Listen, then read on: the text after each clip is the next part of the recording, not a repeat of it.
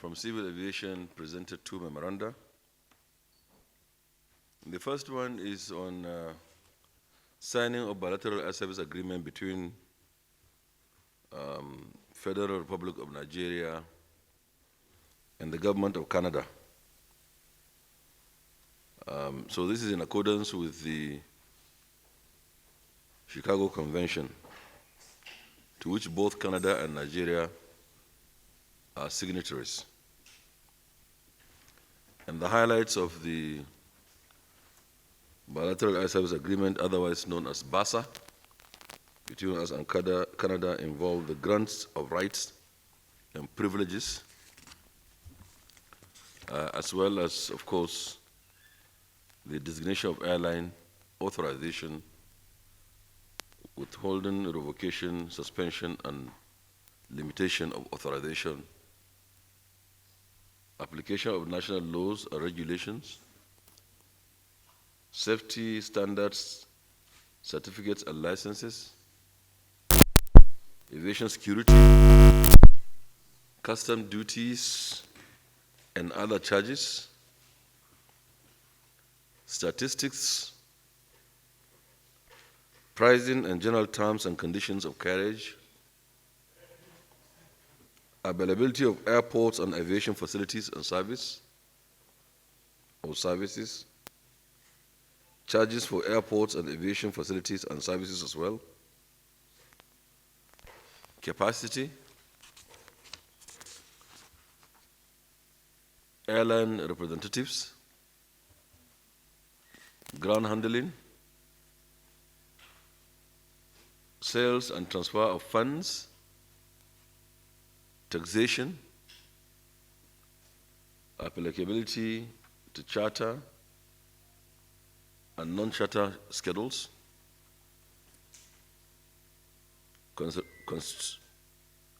consultations, amendments therefrom, settlement of disputes, termination, registration with International Civil Aviation Organization, multilateral conventions, entry into force, among others. Council duly considered and approved that we should go ahead and sign bilateral air service agreements between us and Canada for all of the benefits to be driven therefrom mutually. The second memorandum is approval for award of contract for the design, supply, and maintenance of mobile surveillance observation systems with remote control license. And these are for the airports of Port Harcourt,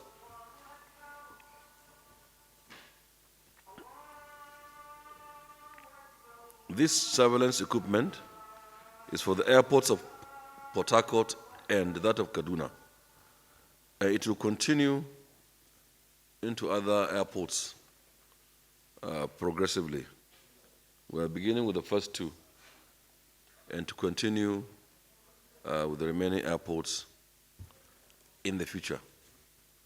And the contract sum for this particular procurement is 1,499,603,500 naira even. This will be including, of course, the 7.5% VAT, and it will be delivered within 30 weeks. Thank you very much. Thank you very much. Thank you. Just in time, the Honorable Minister of Water Resources has come in, so he has saved me the trouble of struggling through his memo. Thank you very much. Thank you very much, Minister of Information. Distinguished ladies and gentlemen, the Federal Ministry of Water Resources presented a memo requesting for augmentation for Chochi irrigation project in Adamawa State. As you know, the trend with us since the inception of this administration has been to lay emphasis on completion of ongoing project that we inherited. This project was started in 1998 during the PTF era to provide 1,200 hectares of irrigation in Chochi, in Yola, Adamawa State. Unfortunately, it has suffered a lot of setbacks. First of all, following the dissolution of PTF, it was transferred to the Federal Ministry of Water Resources and was kept in the cooler for about 8 years before it finally emerged in 2006 and awarded to the same company, Impressive Bacolori. But in subsequent years, it has suffered so many things. There's been a lot of encroachment in the area because it's outside the Yola town, in between Yola and Jimeta. Buildings have sprung up, filling stations, and so on and so forth. So, which caused at several points for us to redesign the project. Now we are poised to complete it, and one of the key issues is that the project is based on pumping. At the time it was awarded, diesel was very cheap, but now diesel is so expensive, so we are providing a solar component to provide energy for the pumps to irrigate the land. And this is one of the reasons, in addition to variation of prices, foreign exchange fluctuations, that calls for a review of this project, seeking for an augmentation of about 6 billion and an extension of time to complete the project. At the same time, we have felt the need for strengthening the technical, financial, and managerial capacity of the company, which has dwindled over time. The company has been there on the site now for like 24 years, and they've lost quite a lot of experts along the way, and therefore we have now been able to reinforce the original contractor. Rather than terminate the contract, we felt it's better to just continue by reinforcing the efforts of the contractor through a joint venture with another company, which is a Nigerian company, Mrs. HydroSource and Resources Limited. So it's a joint venture now between Mrs. Impressive Bacolori and HydroSource and Resources Limited. And the augmentation is for 6 billion to take the project to 11.026 billion with additional extension period of 24 months plus 12 months defects liability period, making a total of 36 months. Thank you. So regarding the question as to suspension of operations by Mrs. Aero Contractors, which is the oldest airline in the country, which happened yesterday, I believe with effect from today, Wednesday, it is a willy-nilly pronouncement by Aero Contractors because they are carrying out an in-house reorganization and repositioning of the airline itself. Of course, cognizance needs to be taken from the fact that they have been operating as an airline from the 50s up until sometime in the 90s, where they had a change of business model. And they've tried now to pursue another business model, which they've been doing well. And of course, they went into financial issues, which later got intervention from AMCON, and the federal government and the jobs therein were saved. And since then, Aero Contractors repositioned itself. They just recently concluded, for the first time after so many years, after Nigeria Airways, they were able to carry out a complete sea check on their 737 type aircraft, which gives them a boost in their technical capacity. So now they are going into reorganization, and it's safer for them to suspend operations and deal with in-house matters before they continue. Dana air return. An air return is a normal thing in civil aviation. In other places, it's perhaps where they are very busy, it's perhaps almost a daily occurrence. This is where when you take off with an aircraft and you find something within the performance of the aircraft itself, or weather, or the personnel that is flying the aircraft, that operation cannot continue. And for that safety reasons, you make an air return and come back to base and land perhaps where you have good maintenance. In other cases, sometimes you land as soon as possible, or land as soon as practicable, or land immediately, or return to base, or proceed to land at the intended landing point and wait for to resolve whatever issue that you have. So having an air return really, honestly, is a normal occurrence. And since the coming of this government, we have given safety a very serious and critical look, and we drive our energy into that. And this safety starts and begins with the personnel themselves, from people who get the flight prepared, the engineers who would have carried out some duties on the aircraft, the people who refuel the aircraft, the people who clean the aircraft, up to the pilots who flies the aircraft and the person who will receive it, and dispatcher and everything. All of these are working together to ensure safe operations, and we've been doing that since we came into this government. We've paid particular attention to training and retraining, particular attention to oversight by NCAA, and by God's grace, we'll continue to do so and strengthen it more. So this is what is going on. The industry, certainly, of course, like every other industry, is facing challenges, a lot of challenges. You recall that for 3 years now, we've been having epileptic services from Corona, where airlines have not been making money, so also the airports. And Nigeria, very proudly so, developed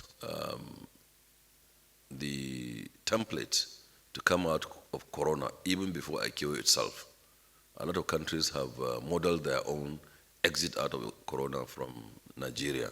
We've been very proactive in that, and I commend every person that is in the sector. Message to Nigerians to continue to support us and give us the benefits and patronize the industry, because it's the most efficient, the safest, and the fastest mode of transportation. Perhaps it's proper, and I know this will make the news item, it's proper also to say that we are closely looking at the operations of some of these airlines, occasioned by delays and further delays. Some of them do weather, some of them do operational reasons, getting into airports late. That will definitely stop. NCAA is working hard on those to see how these airlines are scheduling their flights, for very obvious reasons. But to say the fact that we have, I think, promoted and upgraded and developed civil aviation beyond what we met, and that was a promise of President Buhari when he came into power, that by the time he exits, aviation will be better than he met it.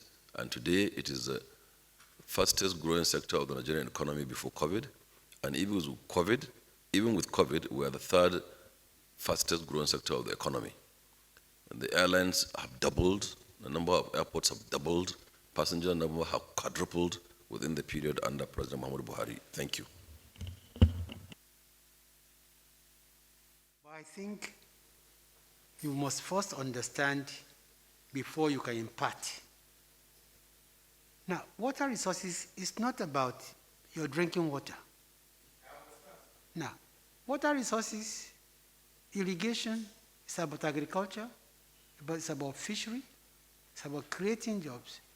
And when you start, when you start a project like the one he said, 1998, to reclaim 1,200 hectares of land for farming, and it is now stopped, you can imagine how many lives are affected. 1,200 hectares of land you want to reclaim for farming, for fishery, even for ecological purposes, and now you stop it for whatever reason. And then a new administration comes in, takes it over. Of course, the impact is that more jobs will be created. A better agricultural environment, will sprout. Food supply will increase. Food security will be improved. So, but I would rather let the Honorable Minister of Water Resources tell in particular the impact we've had in the various projects we have inherited. Thank you very much.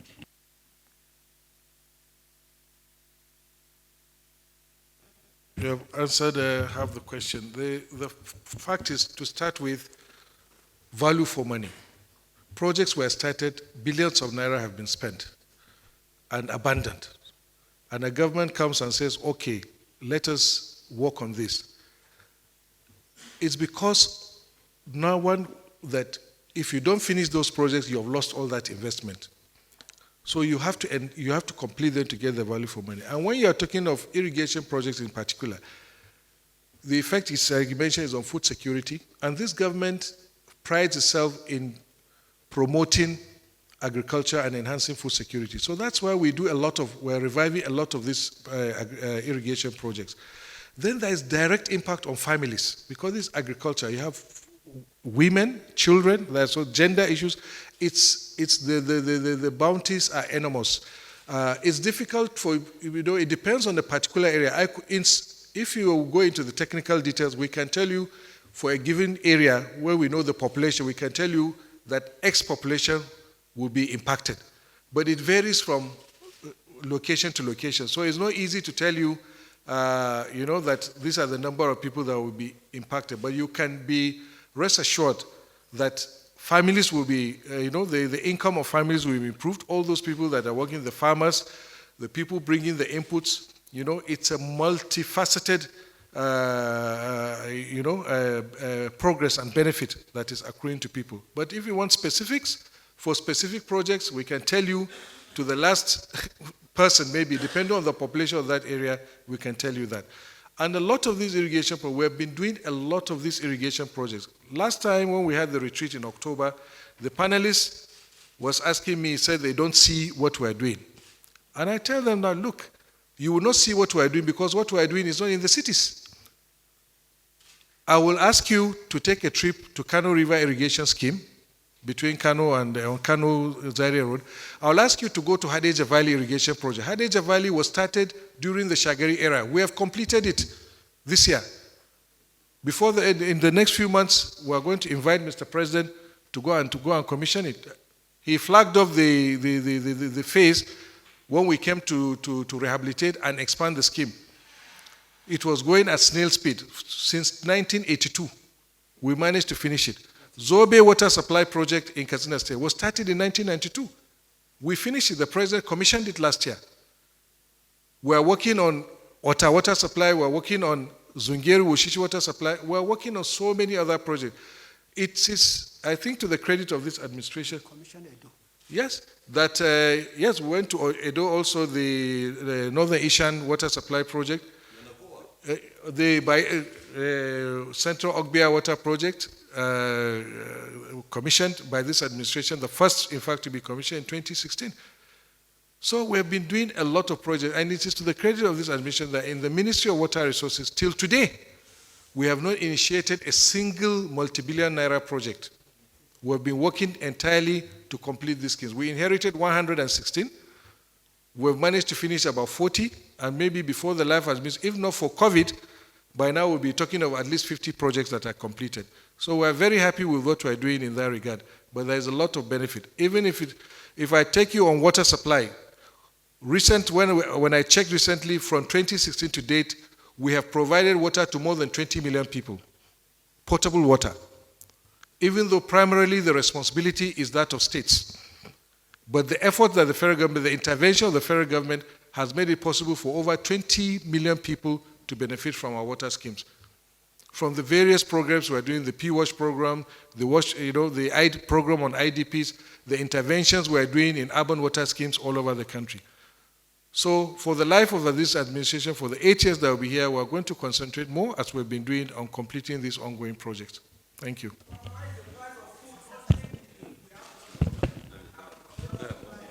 Price of food, there are so many factors involved.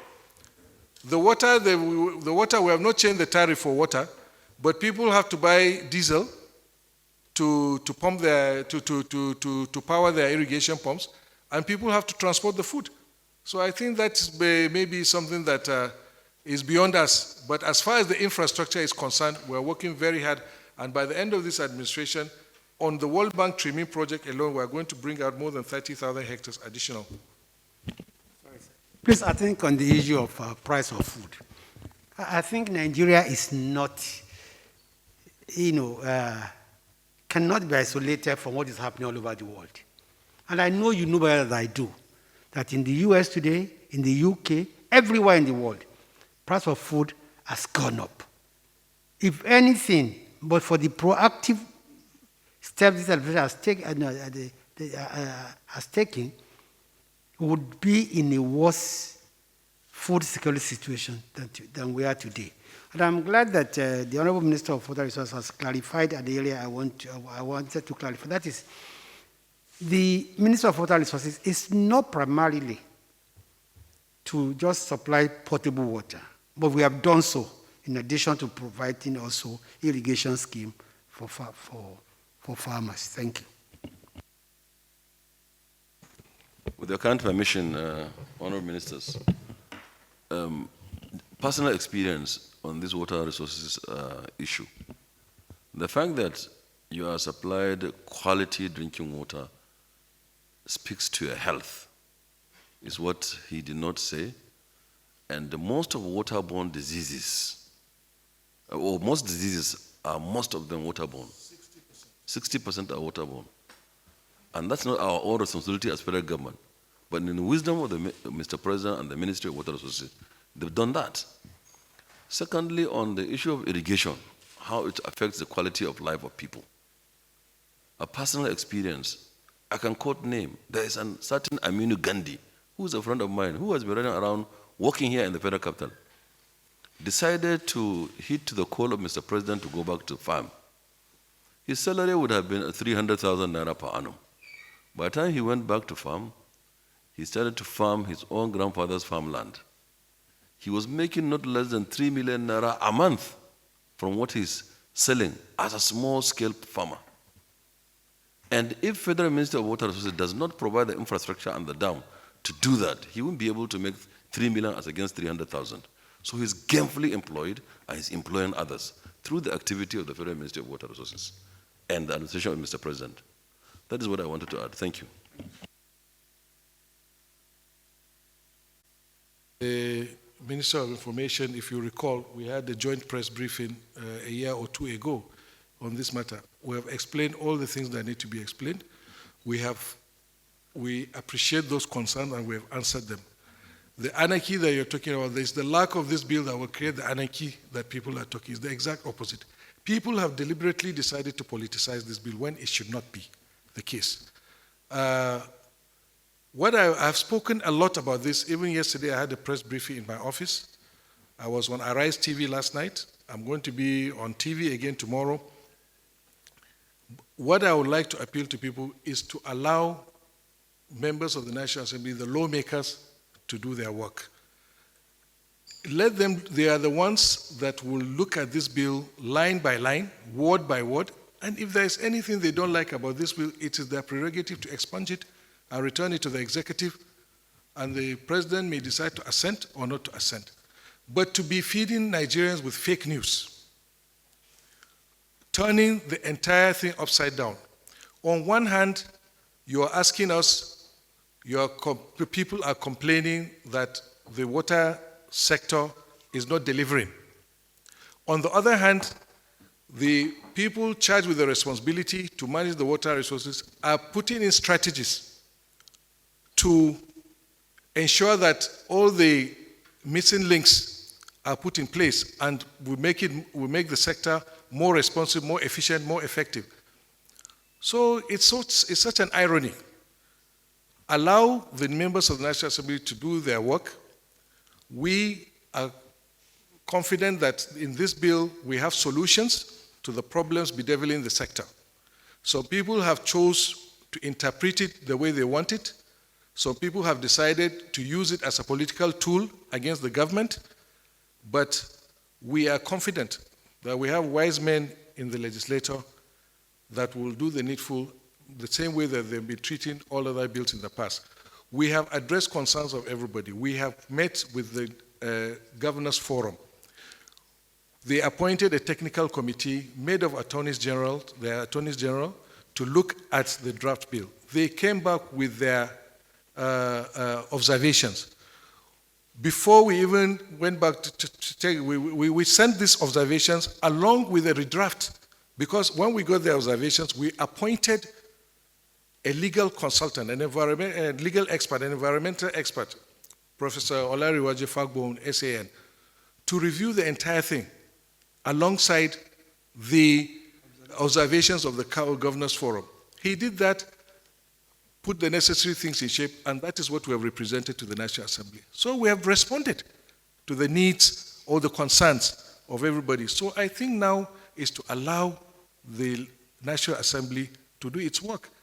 And there are so many, people are talking about land grab where there is none, even to the point that telling that they will not be allowed to use the rivers for their work. I ask people, Oguta Lake is in Imo State, right? Nike Lake is in Enugu State. Who has ever gone there to do anything? Has the federal government ever gone to interfere with what is going on? We are concerned, as provided in the Constitution, Schedule 64, with water resources that are interstate, that is transboundary waters. That is what we are talking about. And if the federal government is not the custodian, as provided in the existing legislation, Water Resources Act 2004, nothing has changed. All what we are doing is putting in additional value to these laws so that we can improve the management and efficiency of the sector. The WASH Fund is there. The River Basins Act is existing. The National Water Resources Institute Act is existing. The Nigerian Hydrological Service Act is existing. The Water Resources Act is existing. We want to democratize water resources development in the country. We want to whittle down the powers of the minister and devolving the power to the people to be involved and have a say in the affairs of how their water resources are being run. But you hear lots of commentaries that are totally out of tune with what is in the bill. And I tell you, more than 90% of the people that are talking about this bill have not even studied the bill. So please let us allow the National Assembly to do its bit. If they find some sections or some provision obnoxious, they remove them. But you cannot just come and say, throw away this bill, throw away this bill. It's a Ruga bill, it's a this bill, it's a that bill. That is pure dirty politics in my view. Thank you.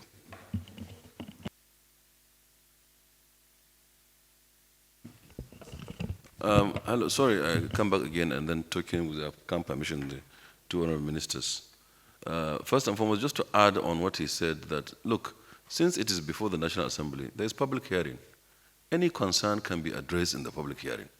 So Nigerians should be encouraged to go to the National Assembly and appear at public hearing and speak to people who are elected to do these laws. When they see reason in it, they change it, they tweak it, and the executives will run it. That is one. Secondly, I honestly need to bring this in. You know, water resources or no water resources, the federal government has the omnibus responsibility of intervention in issues that can improve the social well-being of the citizens and the country, whether it is on responsibility or not. Example, when the governors that are duly elected to manage their respective economies fail to do so, this government, President Buhari, paid their salaries. It is not his responsibility to do so, but it speaks to the general well-being and welfare of the Nigerian citizens. And he did it. They failed in their duty to govern their respective economies for which they are elected in their states. So would federal government fold its arm? No. Secondly, these interventions can come in many ways, including rural roads to open up for agriculture and so on and so forth. They do it for the general well-being and welfare of the people. Thank you.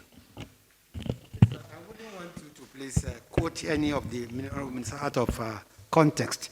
You know, I was here a few weeks ago too, when I spoke generally about the intervention of this administration in states. And we spoke, just like you said, that when we came in, about 22 states were unable to pay staff salary.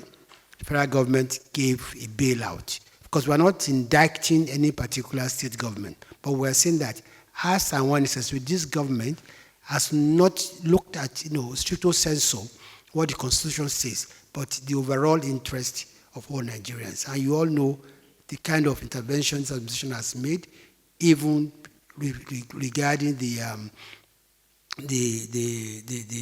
World Bank loan pardon and how much was returned to the states. So we are just saying that this is an issue that has to do with the laws of the nation, and we are dealing with water which goes from one state to the other. If a river flows from, Kwara State to Niger State to Benue State, you can't give each of the states responsibility or authority over that river, because supposing I dam it from where I am, if I'm the one on top and I dam it, how would it get down there? So I think we should remove emotion from this, issue, and let's look at it from the viewpoint of the professionals who know what they are doing. And what we are doing, I don't think it's unique to Nigeria. Anywhere in the world where you have this kind of situation, especially when the water flows, through many states, only federal government can be the custodian of that kind of water, resources. Thank you. Just like the highways and things like that. Thank you. Or airspace for that matter. Thank you. Well, I'm naturally concerned about this if the aviation union will shut down in support of ARSU. I would say they have no need to, and I would say also that we should begin to look at civil aviation as a critical national enterprise, critical national security enterprise. It has all the implications. We should not contemplate or think about an aviation disaster. We should also think about the general activity of the economy of Nigeria without civil aviation. It is okay. This is democracy. You can press for demand, but in pressing for demands, you should be reasonable in doing so. Where the lives that you are trying to promote would be seriously affected and hampered, where lives can be lost because of your own activity, I think you should reconsider. So civil aviation workers, I think, should not be part of this. And yes, I am concerned. And yes, we have spoken to them. And I don't think they will join, because they know that there is huge responsibility of lives on their heads. If you're an air traffic controller, it involves national security. It involves the capability of preventing external aggression, and so on and so forth. I believe that they are very aware of the enormous responsibility upon them in civil aviation. They should continue to see so and continue to be as law-abiding as we want them to be. Thank you. Yes, it's an ongoing thing. So in civil aviation, we speak to labor almost on a daily basis. They are part of us. They've not been, they are workers like every other person is, and we interact with them. In the ministry, we have their own representatives who speaks to me time and again, probably on a daily basis. Yes, we have spoken, and I don't think they will join. And yes, we are concerned. But yes, also we are reminding them of the enormous responsibility upon their necks and our own necks. Thank you. Thank you very much. Just while we are still on labor, and I think we should also start to interrogate what labor is doing. The NLC is not a political party. The NLC can go on strike or protest if the if the rights of NLC members are involved.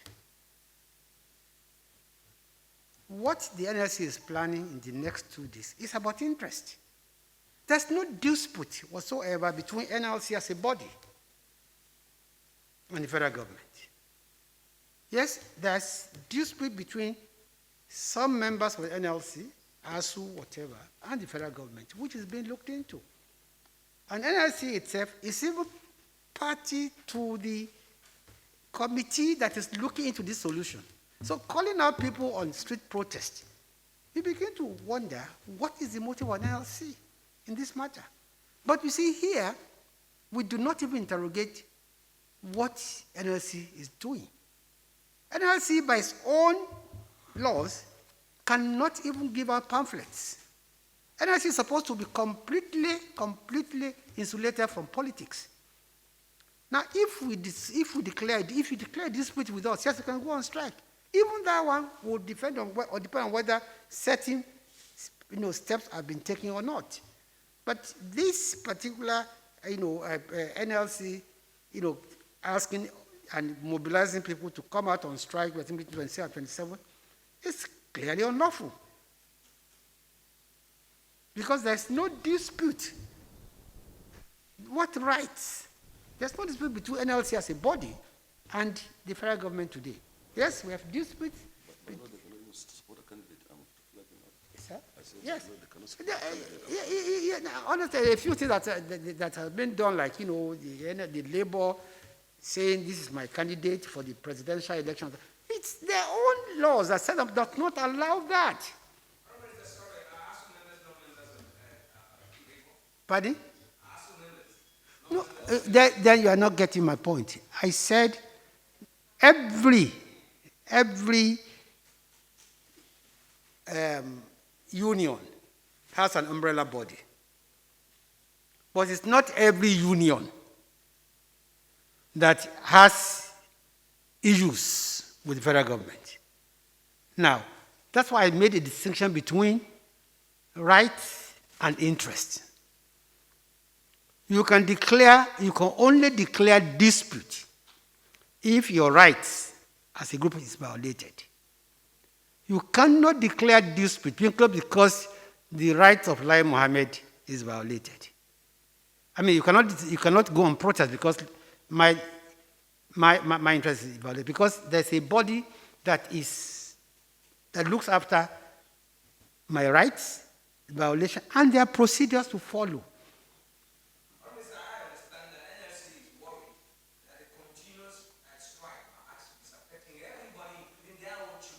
They are not. Look, listen. The federal government is as worried as NLC and everybody, but the law is the law. What we are saying is that rather than what I expect NLC to do as umbrella body is to find solution, to join federal government in fight, and this is what they are part of the tripartite agreement that have been negotiating, with federal government on this ASU issue. So why are they now going out to take sides? I think you also interrogate yourselves.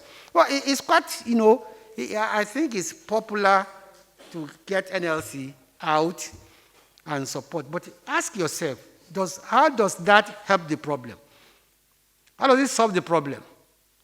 What you are going to create is more anarchy. And I think the NLC should think twice about their proposed strike in solidarity with ASU. As if the federal government is doing nothing about ASU. No. And they have been involved in this negotiation all along. So why now? Thank you.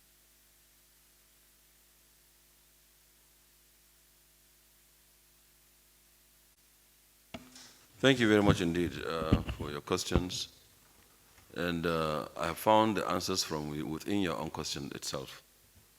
When you say that it takes minimum of 18 months to process an AOC, and I'm sure that your colleagues are witness to the fact that we'll commence this process in 2015. We'll commence the process of establishment of a national airline, or Nigeria Air as it is now, and up to the point where it became a company known to the laws of Nigeria and called Nigeria Air. So it's a process. AOC is not something that you process and get it in one day. Like you said, it's 18 months, but we'll commence the process since 2015, like I said, in December. And for your information and update, there's the ATL in place, which is the air transport license in the favor of the company. And we've gone through almost all the stages of acquiring an AOC. We're at the last stage now to demonstrate the flight, and we get the AOC. So it's going to be ready soon, and it's going to be issued soon. The body in charge of that, which is the NCAA, is working very hard to ensure that we get that. So it's all in the process. And there's nobody short-changing or short-circuiting or condensing anything to ensure that it's achieved. We've been on it diligently, and of course, you've got the Freedom of Information Act, to which you can ask for any documentation for your own purpose. Who are the shareholders of Nigeria Air? Yet again, that one also is a process. You are aware there is a PPP. You are aware also that bids have been collected. We are currently evaluating the bids. And once we are done with evaluating the bid, we will announce the winner of the bid. And when we announce the bidder of the bidder, you will see who owns it. And in terms of, just for clarity, so 51% of the airline will be owned by Nigerians or Nigerian enterprises or entrepreneurs, and then 49% is international. And all of this, it would be available for you to scrutinize and find out, and you soon see the owners of this. And to say that it's going to happen very soon, we're being very diligent. We've taken time to do it so that once and for all, we're able to deliver an airline that would answer all the questions that need to be answered to get a very efficient, robust airline for the size of the market of Nigeria of 200 million people, and also the geography of Nigeria being at the center of Africa and equidistant from all locations. And this market in the West and Central Africa is 600 million people market. It is twice the size of US in population and almost equal to continental Europe. And having a very robust airline to take advantage of this size is extremely very important in the scheme of things. As of the last time we spoke with you, the gentleman of the press, the fact has been emphasized of capacity, of funding, of governance, of structure, of business model, etc., to ensure that the airline is able to answer the demands for the airline in this business. So thank you very much, and please be patient. Very soon, the www.nigeriaair.world would soon be flying. And finally, to say that I think we appeal to Nigerians to continue to support government and its own initiatives, especially in our sector. I remember when we started doing this, very soon we saw on Twitter people saying that we were so unfocused that somebody quickly, one very smart Nigerian quickly went and got the domain name, nigeriaair.ng or something, and sold it.